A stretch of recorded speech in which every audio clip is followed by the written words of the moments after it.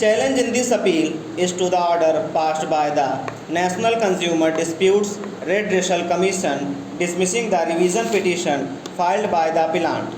Challenge before the commission was to the order passed in appeal by the Himachal Pradesh State Consumer Disputes Redressal Commission Simla, which in turn had upheld the order passed by the District Forum Simla. The stand of the present appellant was that the policy had lapsed due to non-payment of premium in time.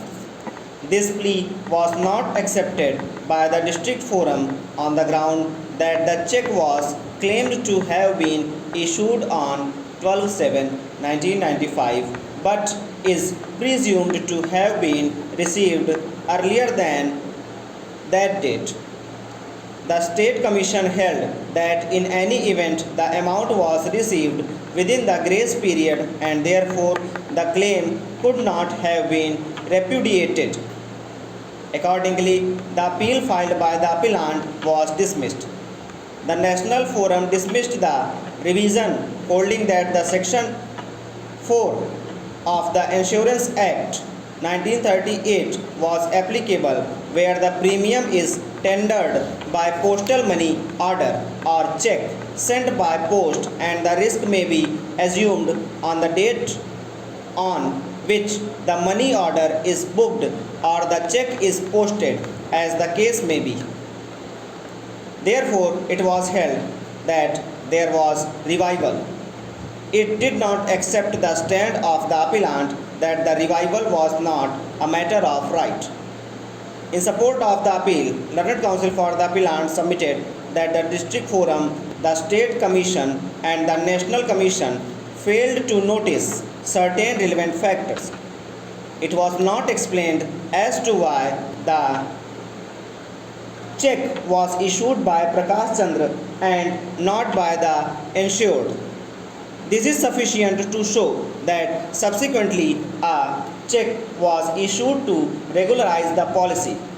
Further, the check was received on 12/7/1995, much after the death, and this itself is sufficient to show that the check was not issued prior to the death of the insured.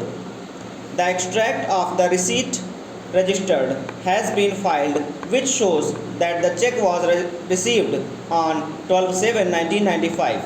The State Commission came to the conclusion that the check was issued during the grace period. This is also factually incorrect because the grace period is 30 days. The premium was due on 28/3/1995 and the check was issued much beyond the grace period.